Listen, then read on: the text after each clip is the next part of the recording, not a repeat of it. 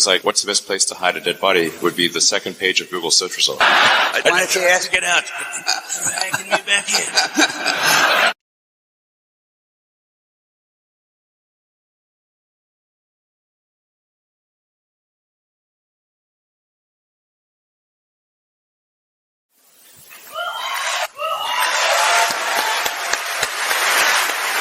I'll tell you something. Every time I see that clip, it chills me. Every single time. And I look at it a lot. So thank you very much for coming here. I know it's not convenient. It's not around the corner. I'm really appreciative.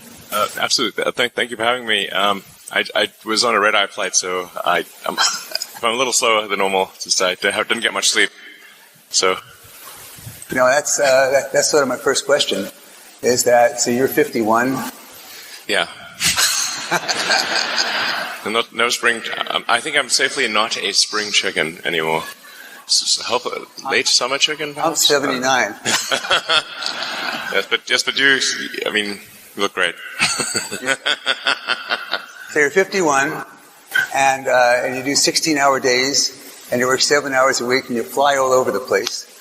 And you go to these meetings constantly, and people constantly criticize you for everything. It's amazing to me. I mean, you're changing the world, you're giving yourself. Why do you do this? So my wife says to me, why are you still working? Why are you still working? What are you doing here? Well, I think what I'm working on has an important effect on the future. In the case of Tesla, I think it's fair to say that Tesla has significantly accelerated the advent of sustainable energy. Before Tesla, no one was doing electric cars, and now, as a result of Tesla, I think almost every major car company in the world is building electric cars, and that's a pretty big deal. But there's still a long way to go to transition the world to a sustainable energy economy, and so we still have a lot of work ahead of us at Tesla, but that's our goal there. And then for SpaceX, I think it's important for the future to be exciting and for humanity's existence to be ensured over the long term. I think we must become a multi-planet species and a spacefaring civilization. I think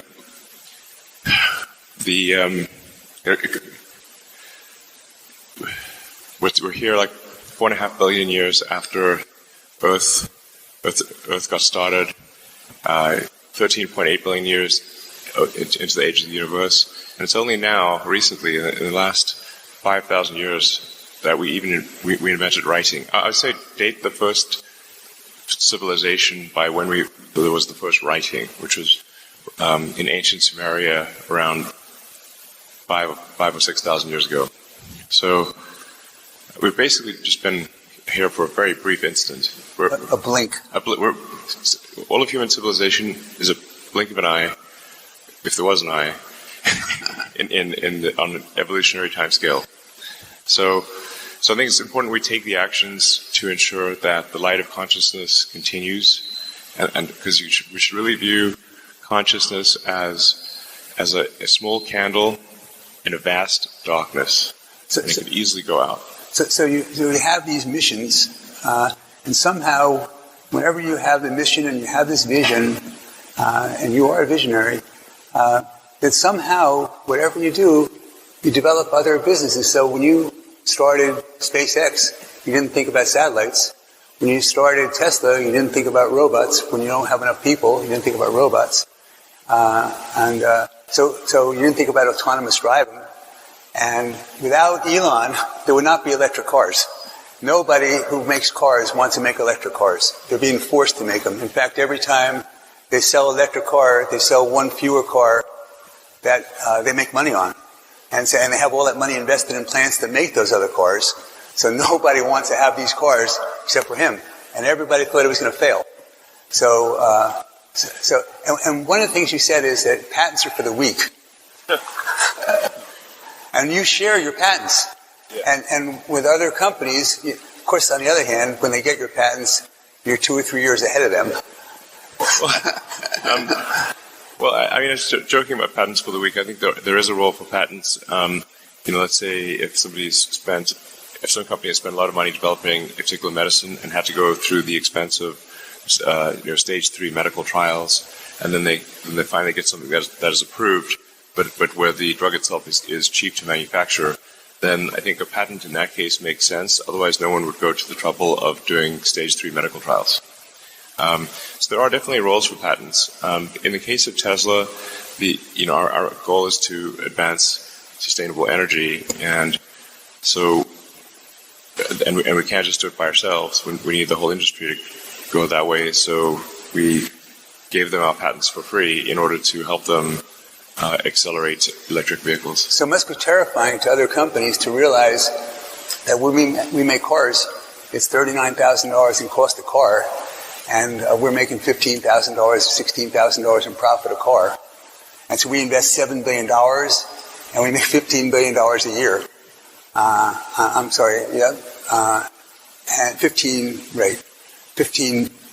1 million cars, 15,000, 15 million a year on a $7 million investment. Shocking. So no one else does that.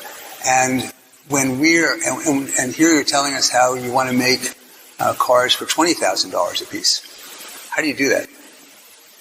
Well, we've not formally announced our next car program, so I can't talk too much about our upcoming vehicle program or programs that have not been announced, but we do expect to make cars that are more affordable than the current Model 3 or Model Y. So, and a big factor in this is,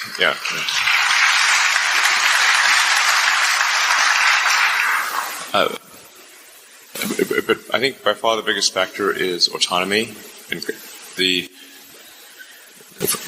of the value of a car, because right now cars get driven for about 10 or 12 hours a week, like maybe 1.5 hours a day, and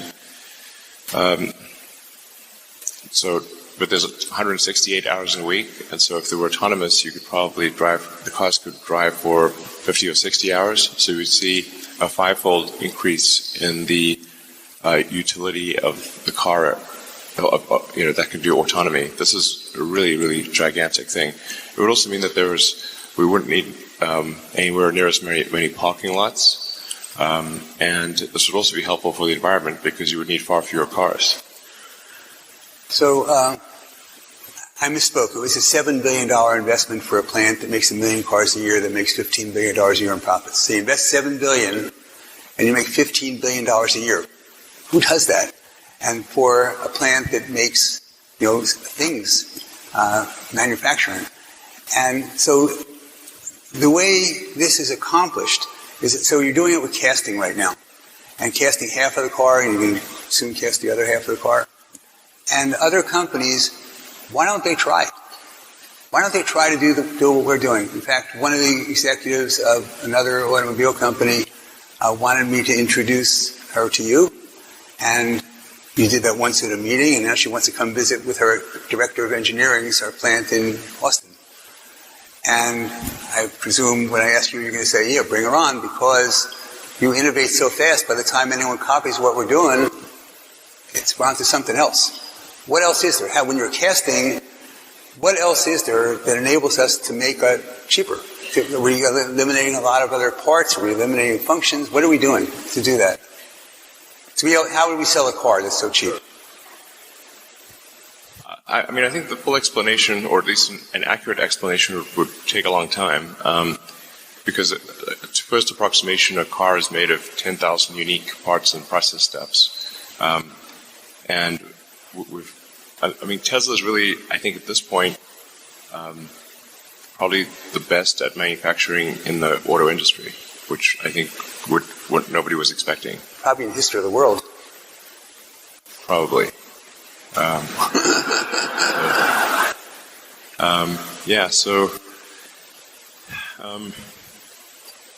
Well, I've got this first principles algorithm that I find to be very helpful in the design and manufacturing of anything.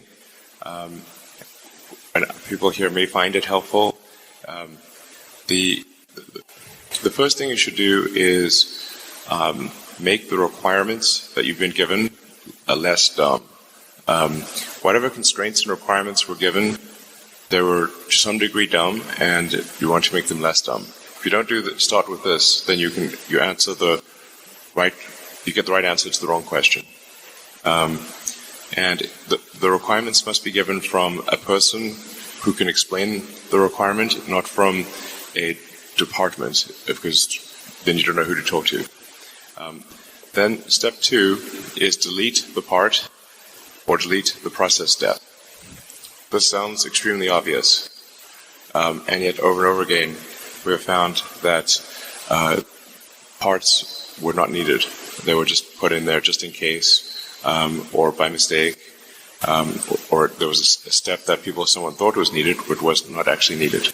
This sounds insanely obvious, but we've deleted so many parts from the car that did nothing.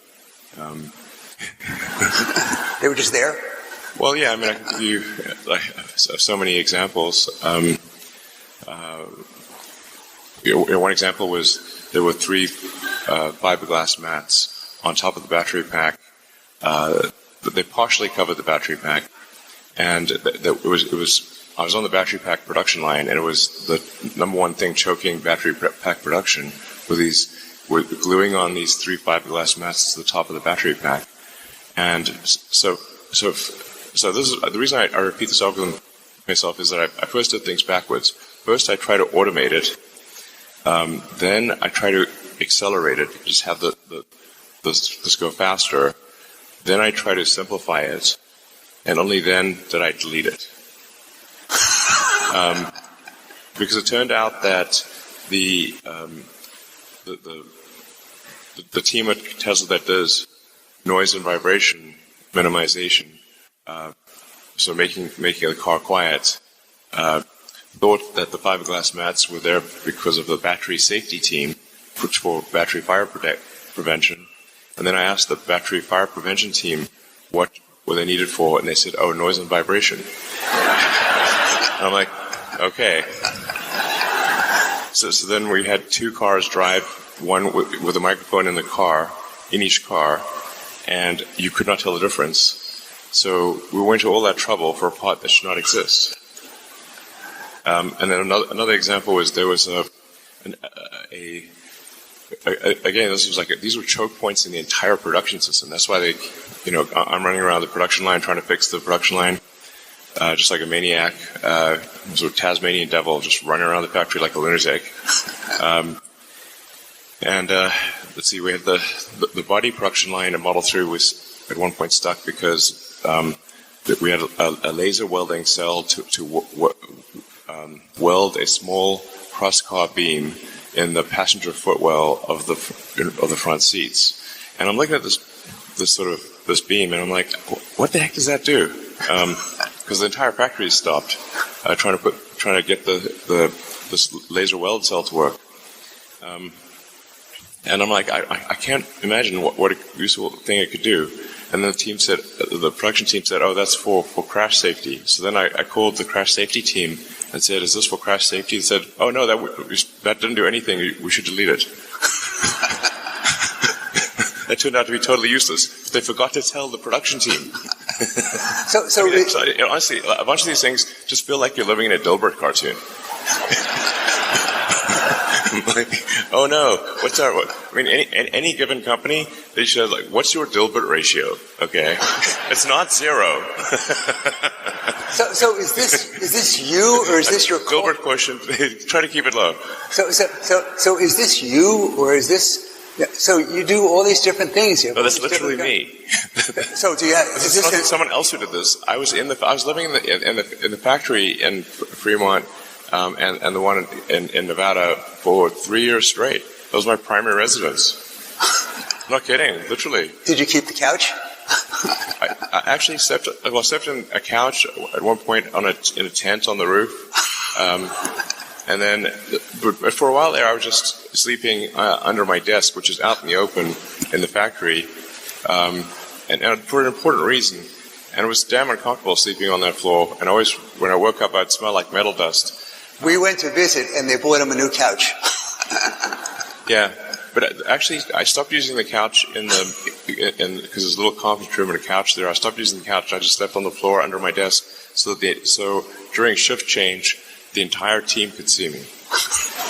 And this is important because, like, you know, the team, if they think that the sort of their leader is off somewhere having a good time, you know, drinking Mai Tais on a tropical island, which I could definitely have been doing and would much have preferred to do. I mean, I'm not actually a masochist, I think. But the thing is that since the team could see me sleeping on the floor during shift change, was just with nothing, they knew I was there, and that made a huge difference. And then they gave it their all. So the focus is on always lowering cost and providing leadership. And this company, we're doing 1.5 million cars a year, but you expect to do 20. And so what happens in 10 years if you're not there? What happens in 5 years if you're not there? How does that work? I mean, are there all these people? So at all the engineering schools, the top engineering schools, the top choice of where everybody wants to work is Tesla or SpaceX. Those two places. So do we have all these people coming up and fighting each other for the job, or they're working together? How do you get people to say, gee, I could buy that real expensive house, but I'm not going to do that. Boy, I could go out on vacation. I'm not going to. Well, we do have that problem a little bit. So, you know, as a company has prosperity, and then people become wealthy, then for a lot of people, you know, that once they become sort of independently wealthy, they just can't bring themselves to work, or they don't want to work, and that's totally, you know, understandable. No judgment. And so, I mean, I have a lot of friends who are extremely talented, and they you know, had some success earlier in life, and they just decided, you know, that was enough trauma. I mean, you know, one of my good friend of mine saying, like, for starting a company is like eating glass and staring into the abyss. So when people tell me, like, well, what can you do to encourage entrepreneurs to start companies? I'm like, if you need encouragement, don't start a company.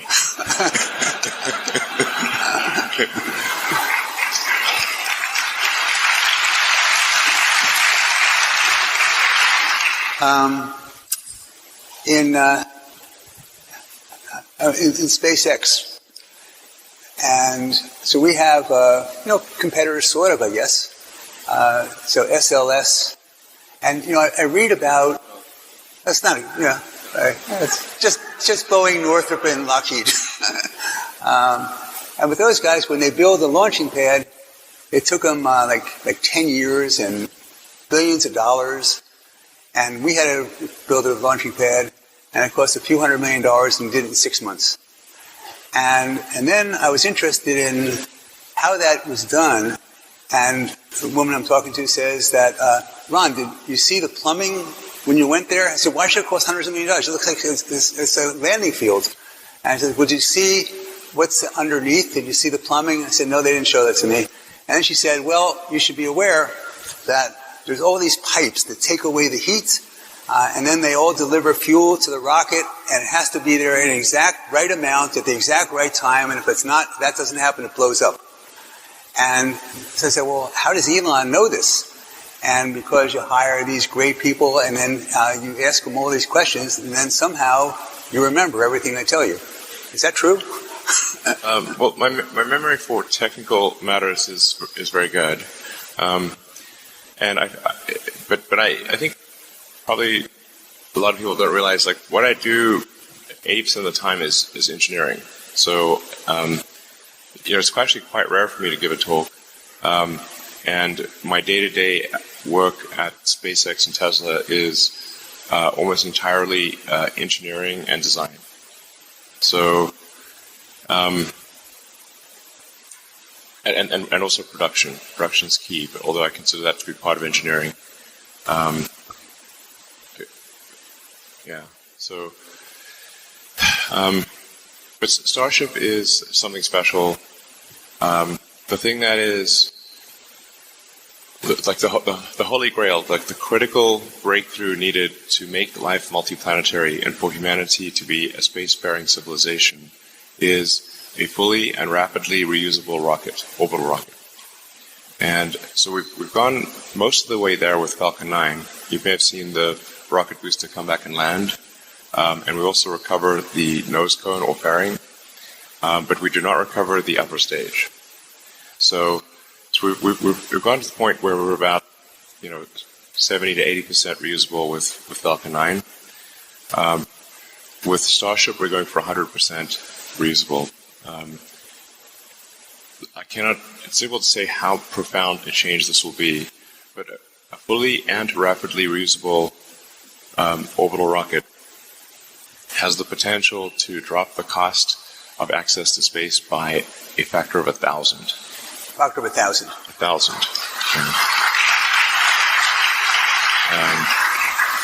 And I should say also, Starship it's a very, very big rocket. It's more than twice the thrust of a Saturn V, and about twice the mass. And it's also the entire ship is designed to land propulsively, so it can land propulsively. To do what? I didn't hear. To land on its engines, to land propulsively, so it can land on any solid surface in the solar system. So if we can make Starship work, then it enables us to, over time, get anywhere in the solar system. So why is it so hard? Why don't other people do the same thing? So everyone says it's impossible. Why is it so hard? And how much harder is it to do what we're trying to do than we're doing with Falcon? Well, so let's see. Earth's gravity is actually quite strong, and we have a thick atmosphere. So with known physics, it is only barely possible to make a fully reusable orbital rocket. Only barely possible. This was a video game. The setting is to extreme difficulty. Not impossible, but extreme difficulty. Because it's not like those who have developed rockets before weren't aware of reusability. They were fully aware. Sell more rockets. They're fully aware of reusability. That aircraft and cars are reusable. It's just that in order for a rocket to be reusable, everything has to be perfect. So you have to have exceptionally efficient engines. You have to have an exceptionally efficient structure. You need advanced avionics and software. You need a very lightweight heat shield for orbital reentry. And then another key factor for traveling to Mars is you need orbital refilling, so that you get the ship to orbit, and then you send up tankers to refill the ship in orbit, just like is done by the Air Force with aerial refueling. Those are the things that are necessary, and it's never been achieved before.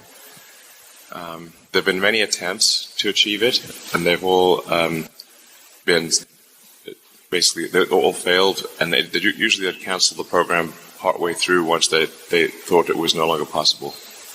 So it's just a very difficult engineering challenge. So SLS is supposed to get to the moon. They got a contract in 2010, and it was supposed to be for $10 billion, but it was cost plus. It's now up to $40 billion, and they say it's going to be $100 billion and $90 billion. Yeah. And we haven't gotten anything. And our rocket is 10 meters taller than theirs, and we can reuse ours. So how can anyone possibly compete if they're not doing what we're doing? How can they compete? I don't understand. And how can they get contracts? And then I just saw something from NASA, and they said that we're spending $20 billion a year, and oh, by the way, that's 360,000 jobs in all these congressional districts. Well, I think I have to be careful of what I say here. I have enough enemies. I would like to have. I think yes, I would like to have a smaller number of companies that want me to die. That would be great.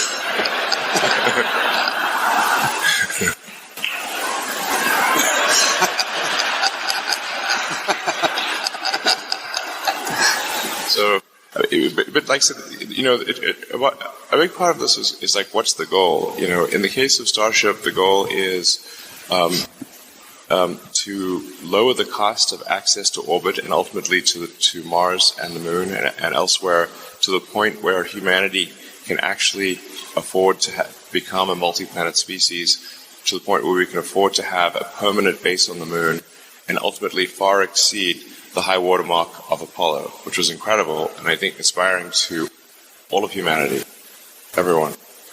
If you were to ask people, I think almost in any country, non-Americans, anyone, what was humanity's greatest achievement in the 20th century?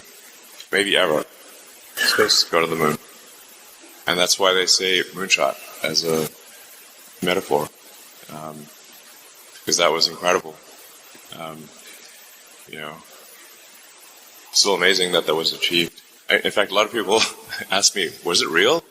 And I'm like, yeah, it was real. Well, it's probably on Twitter. That's where they ask that. Yeah. That was just an incredible achievement, and I think it's just one of those things that, going to the moon makes you proud to be a member of humanity. It's like for all mankind. That's that. It was for all mankind. So it's amazing achievements, and now we have this Webb telescope. It can, I guess the Big Bang was 14 billion years ago, and the first light is 13.5 billion years ago, and our planet's 4.5 billion. So what do we get out of this? What is the, so obviously Starlink, a really big deal, $1 trillion opportunity, maybe more.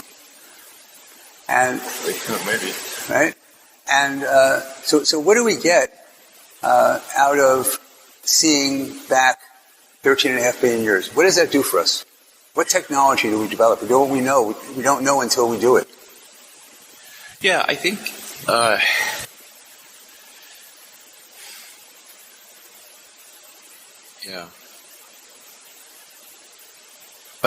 there's two main motivations, I think, for becoming a multi-planet species and a spacefaring civilization, and then ultimately going beyond that to go to other star systems and explore the galaxy.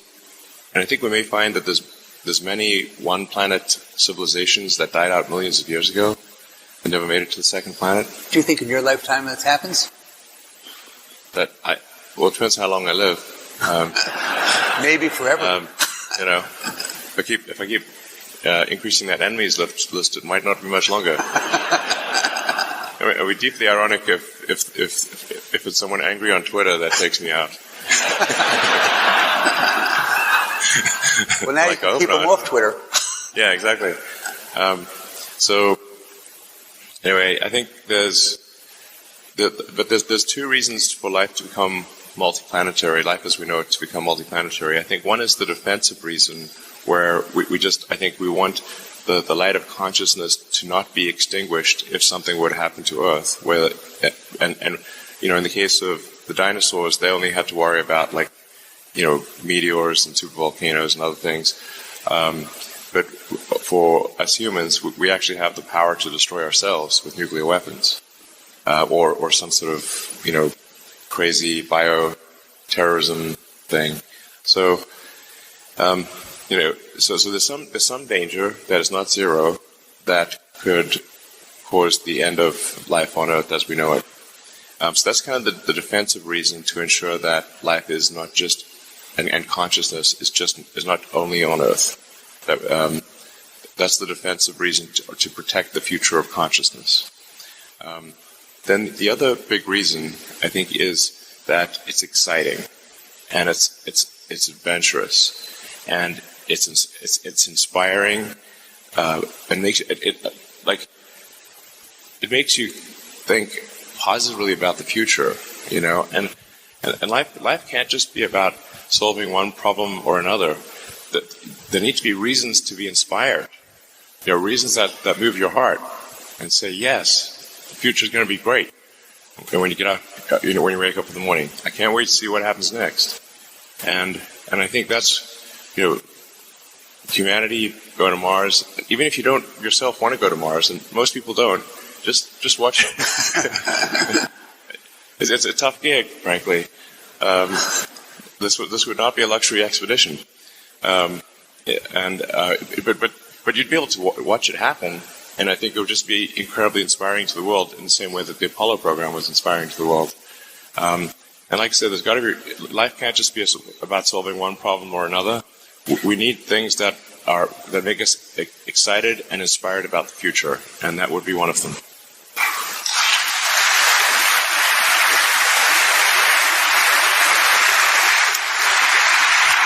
So let's go to Twitter just for a minute, and we'll go back to this stuff, which is more interesting to me.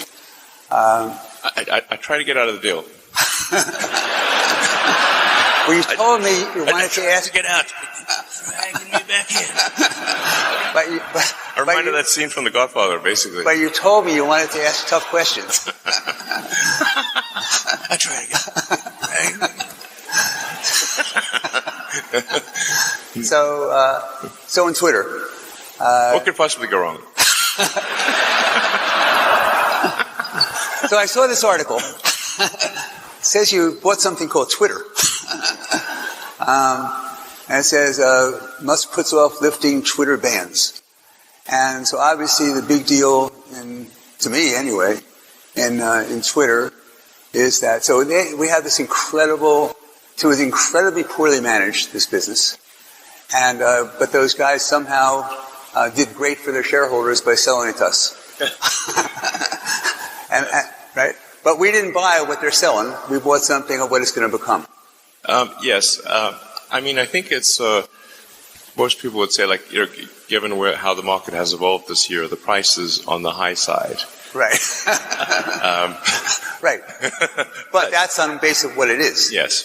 But in terms of I think there is a tremendous amount of potential, that it will be very difficult to achieve, but I think possible. And I think ultimately it could be one of the most valuable companies in the world.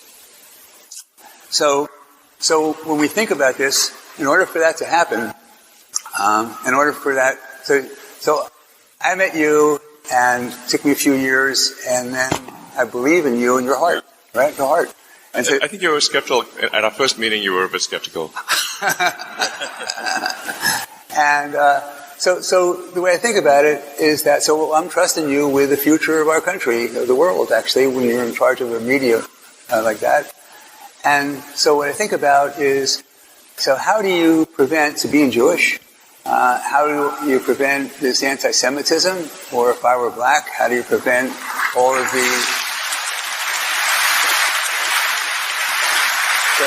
So how do you prevent the use of the N-word? And when I think about TikTok, and they're able, we're just looking at pictures, to tell what you're going to do. You move your left arm, you move your right arm, other pictures you like. So that's what they do with their software, and they're great, their algorithm. How can we not have an amazing algorithm? Because we know more about them to do with TikTok, and we ought to know what interests people have. And because of that, in words, we should be able to figure out words that people are using, what that means, and considering what content they're interested in. We should be able to figure out with software how to moderate this and prevent that from happening. Is that true or not? Yeah, yes, absolutely. Totally agree. I want to be clear.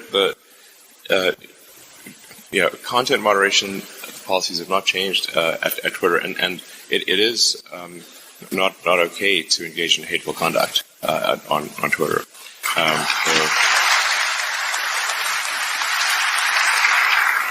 So we have had actually oddly targeted attacks where temporarily people have been able to put some hate speech on Twitter, but then it's been taken down immediately. So now, part of what I'm trying to achieve with this sort of enabling everyone to be payment verified with Twitter Blue is to try to get as many people payment verified as possible. It's only $8 a month, although for some people that were complaining about that, and these are people who pay more than that for their latte. I'm going to be one of your Twitter Blue customers. Thank you. But like as part of its revenue, part of it is payment authentication. And so if somebody, because there is a huge problem with spam and bots and trolls on Twitter, and organizations trying to manipulate public opinion, and just generally making the system worse. And I think that there is an answer to that, which is to get as many regular users of Twitter to be a subscriber for $8 a month. And you'll get a lot more than just the blue check mark for $8 a month, because now we can afford long-form video, long audio, podcasts, and we can also start sharing revenue with content creators, which is essential. You give them a chance to make money. Yeah, absolutely. Just I mean, right now, if you're on Twitter, you'll see a lot of links posted to YouTube and TikTok, and that's because, at least until now, Twitter has not even given them enough video length to post their video, and then they give the content creators no means of monetizing the video. So we're going to change that rapidly at Twitter. It's going to be transformative. But if we can get enough verified users, and we're going to prioritize Twitter search, replies, mentions by verified users first, yeah, this is very. That's what calls amplified. Yes. So if you're payment verified with blue checkmark, then you're prioritized. And so this is the point of this is to make crime not to pay, because right now to create a bot on Twitter costs less than a penny.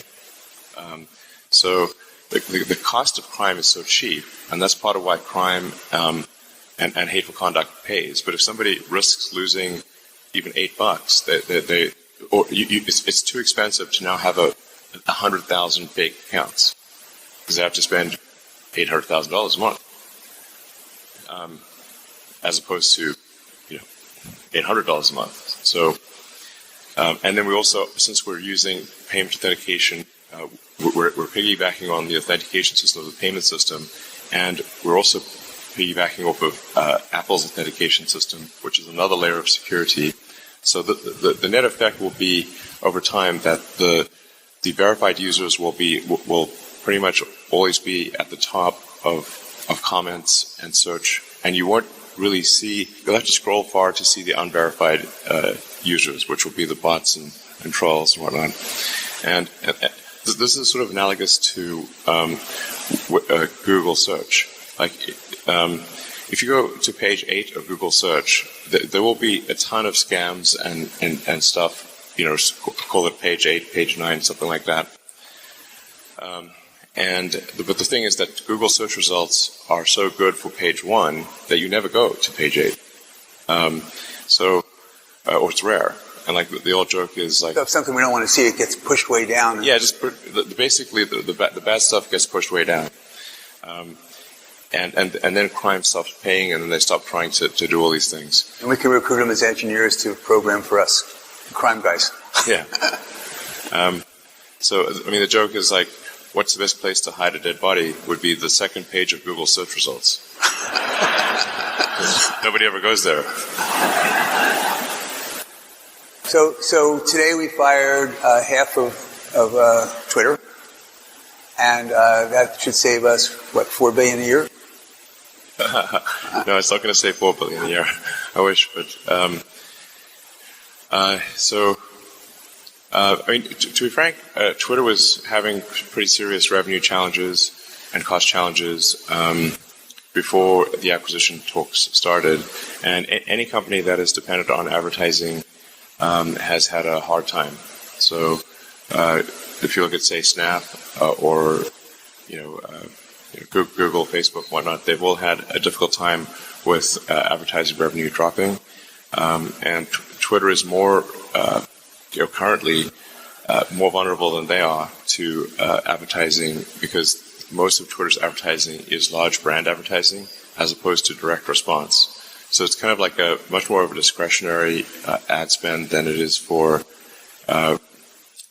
like if you can do direct response for a specific product. So and then we also recently had a lot of difficulty with activist groups pressuring major advertisers to stop spending money on Twitter.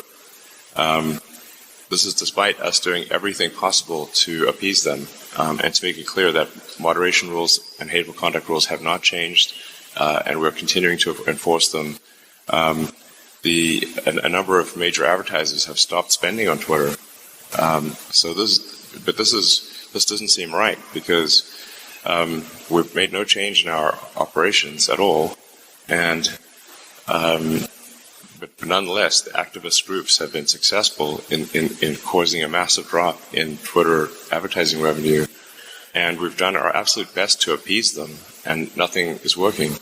So this is a major concern, and I think this is frankly an attack on the First Amendment. Like, if activist groups can pressure advertisers upon which Twitter is fundamentally dependent to, suppress free speech, then that doesn't seem right.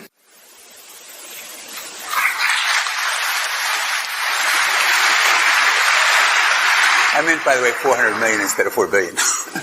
I meant actually 400 million instead of 4 billion. Okay, so we're now there. You're living at this place. You go there for the next couple, 3 weeks. You're going to devote, and then we have a team lined up. You think we have a team lined up to manage it, and then you would just do it the same way we do with SpaceX and Tesla, where you just attend the meetings regularly, say this is what we need to do. Do it. Well, this is what we need. Yeah, my workload went up from about 70 to 80 hours a week to probably 120. So, yeah, I go to sleep, I wake up, I work, go to sleep, wake up, work, do that 7 days a week. I'll have to do that for a while. No choice. But I think once Twitter is set on the right path, I think it is a much easier thing to manage than SpaceX or Tesla. So, and I really understand the internet and how to make. So I wrote software. I wrote software personally for 20 years. I was one of the key people behind X.com, which became PayPal. And so I also I'm aware of I know how to make a way better PayPal. Because you built PayPal. Yeah, yeah, pretty much. It was a lot of other people, but there's a product plan I wrote, which I wish I'd kept a copy of in July of 2000, where I thought it would be possible to make the most valuable financial institution in the world. And we're going to execute that plan from 22 years ago, which amazingly no one has done. And so I think that's part of why I think Twitter will be ultimately extremely valuable, because I'm going to execute the X.com game plan from 22 years ago with some improvements. And then we're also going to obviously make Twitter just a way better system. It stands to reason that if a social media company is not taking steps to make it positive to be on that social platform, then people won't come or they'll leave. To speak of sort of anti-Semitism or racism or anything like that. Well, who's going to stay on a platform if that's prevalent? That's obviously. Yeah, come on. And apart from its inherent wrongness, who's going to stay on the platform? So you want to be. It needs to be something where.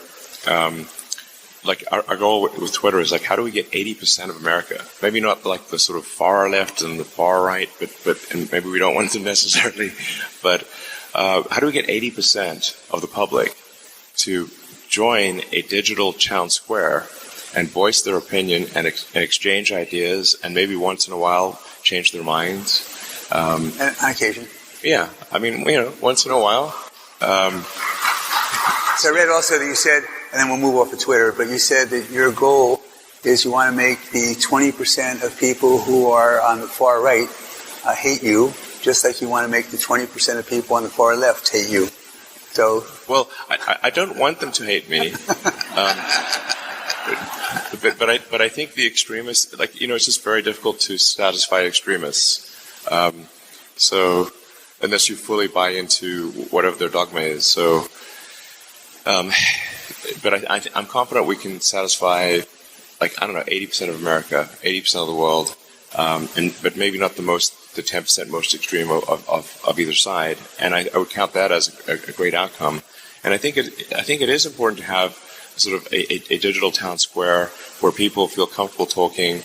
And I also think it's like one of the things that's important is to be able to sort of decide what kind of experience you want to have on Twitter, because some people might say, okay, I want if this was a radio station, I want the easy listening, smooth jazz station. Okay, cool, but that's good.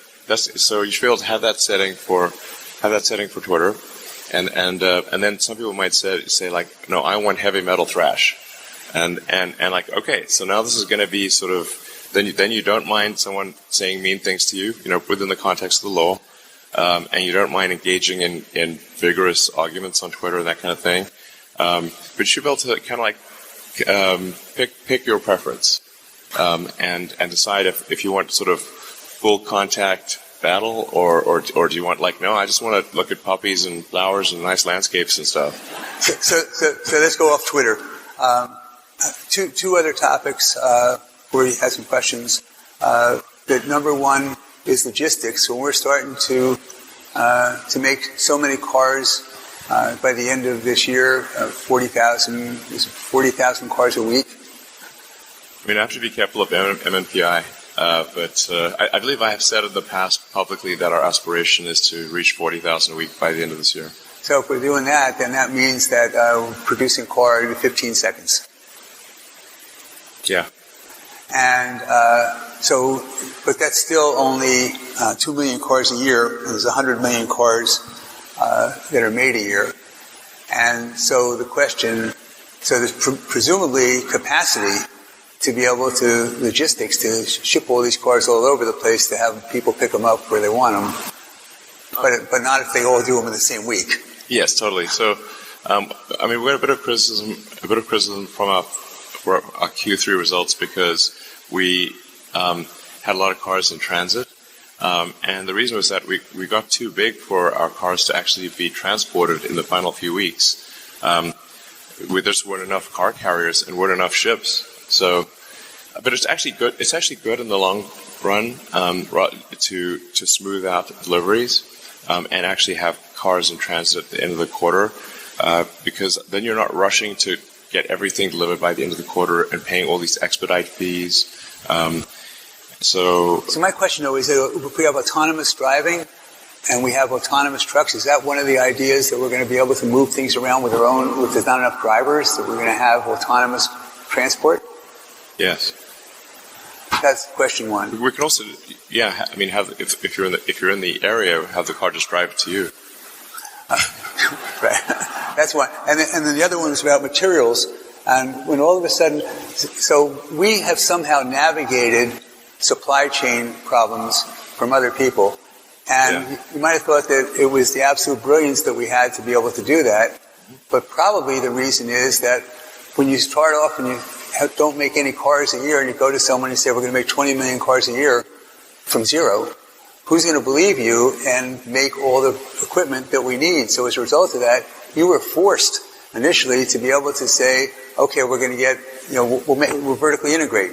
We can't rely on you. We'll do vertical integration. Yeah. Cut it? Materials. I can talk longer if you'd like. Don't shoot the messenger. Talk a little bit longer. Materials. So we have geology.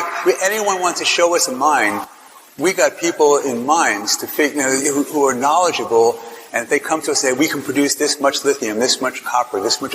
Oh, yeah. We are able to assess that and give contracts to be able to say contractual agreements. Okay, and they'll rely on our agreement. Other people, they won't. Is that fair? And Glencore, well, the scaling constraints change as time goes by. In the beginning, we were just very vertically integrated because suppliers didn't take us seriously. Like we could get hardly any of the best suppliers wouldn't talk to us because the car startup has not been successful in the United States since Chrysler in the 20s, I believe they started. So it's been a century since a car company was successful in the U.S. That was not a foreign car company coming in that was already successful in their home market. So, but for an American car startup, it was Tesla's first success in 100 years. So you can imagine if you're an auto supplier, that doesn't sound like a smart financial decision. Exactly.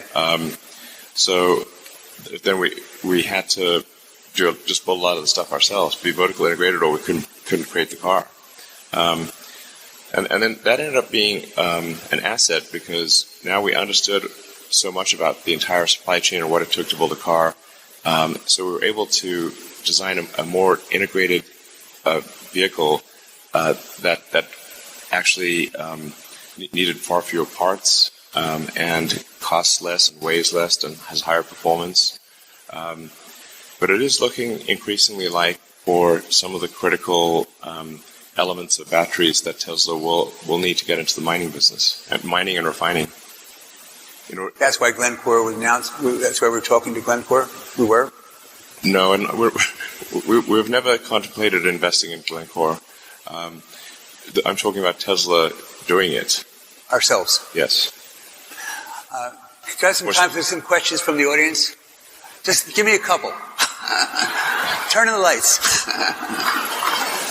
said no Q&A. Two questions. They said no Q&A. Who's they? The powers that be. I'll do it anyway. I mean, is it from me or you? I don't know. Questions. So, by the way, if you leave before we give away the door prizes, which are 2 Teslas, you're not eligible to get the Teslas. But go ahead. I gave an extra one once, I guess last time, but we're not going to do that again. You got to be in your seat in order to get the Teslas. I'm paying for it, not Elon. Questions?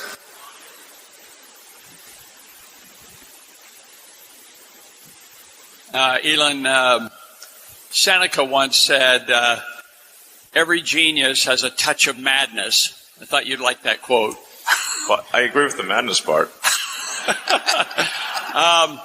So even with Tesla as a publicly traded company, I think it's down 40% or something from its high, is selling at 70 times earnings. Meanwhile, Mercedes-Benz, which now produces EVs, is selling for 6 times earnings and yielding 5%. Why should I invest in Tesla rather than Mercedes-Benz? Well, I actually rarely try to convince anyone to invest in Tesla. And many times I've recommended people don't invest in Tesla, and I've said our stock is too high. But then people just ignore me and keep buying the stock for some reason. But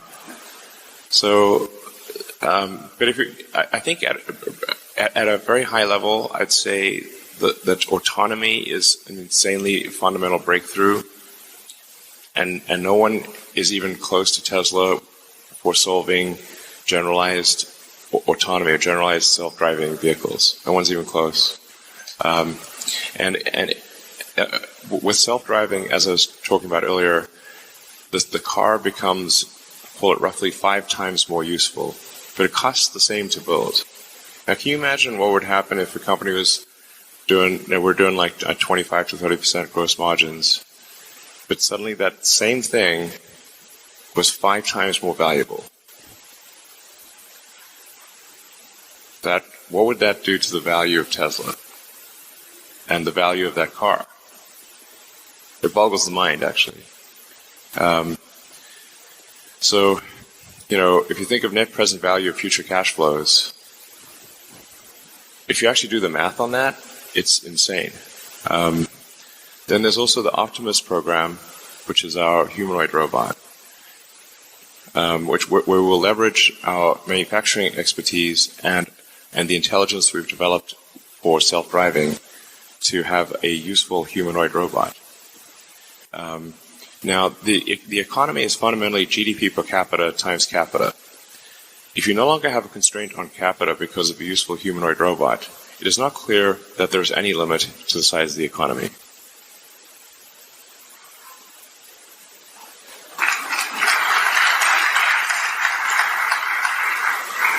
And these things will actually happen. So, okay, that's probably a good reason. There, one more question.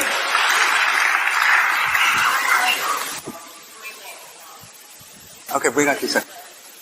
Okay, this is the last question. Maybe. Oh, no. Do they want to come on the stage? Go ahead.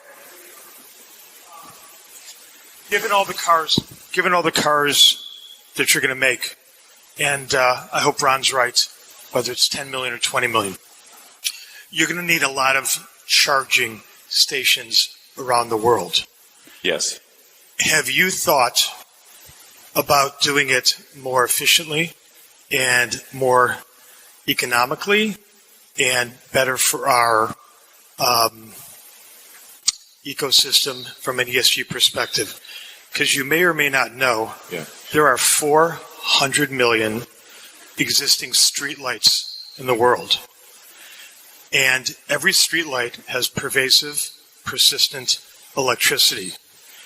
You could take some amount of those streetlights, which are half owned by utilities and half owned by cities, and repurpose that. And that would probably be the most cost-efficient way to roll out millions of charging stations all over the world. Well, thanks. I think they actually are using that idea in London and some other cities. But I think the long-term goal for our supercharger stations is that they all have solar, like Tesla solar and batteries at them, so that they are, as many as possible, are self-sustaining. That the supercharger stations generate the energy during the day, and then also have a localized battery pack so that people can charge at night. So that the Tesla supercharging stations would continue to function even in a zombie apocalypse. So, just never know. That's coming one day. We know it. Yes. It's just a matter of time. Thank you very much. Can I get a selfie with you? A selfie?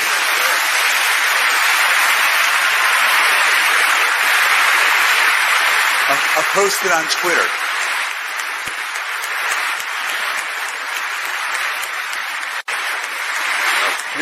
Your arms are longer than mine. Also, please use Twitter. We're doing this right now. And please subscribe to Twitter Verified, $8. Actually, it's technically at $7.99, so slightly less. But I would really encourage everyone here to use Twitter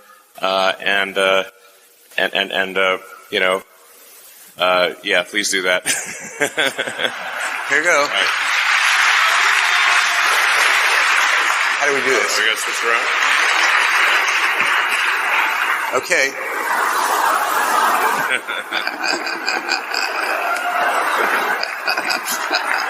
All right. Thank you, everyone. Thank you very much, Elon. That was great. I really appreciate it. Are you staying around for Bruno? Access literary deposition.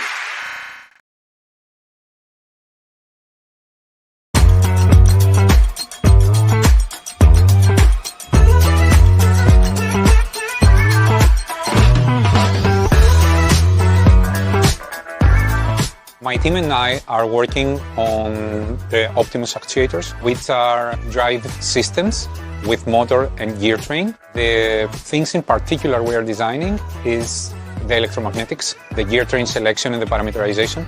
Our robot actually is designed by us, leading to a certain actuator design, and that gives us the possibility to integrate the actuators inside our structures. The capability of the actuators are based on simulations and maneuvers that we have performed in-house that will best suit our kinematics of our robot. Having the design in-house allows us to optimize the structure and the packaging of these actuators. We're designing from the ground up, which is very interesting. A lot of people are just integrating components together, but we're doing full system design, which includes custom motors matched with a gear train and allows us to really optimize for what we want on the bot.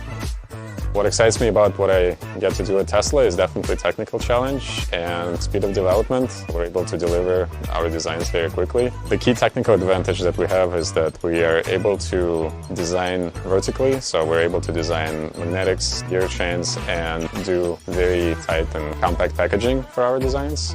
It's important because in robotics, the level of integration required from all the systems grows exponentially. You're not able to grab components off the shelf and start integrating them and succeed. You're building something from scratch. To see it from its inception of a design or CAD and to see it machined in parts on a table, to see that all come together is truly amazing. We're doing things we've never done before, and if we have the opportunity to recruit somebody that has that experience, I think when they join this team, they will truly be impressed with the speed of how fast we were able to acclimate and to optimize and have something that is a work of art, as I feel, a working robot.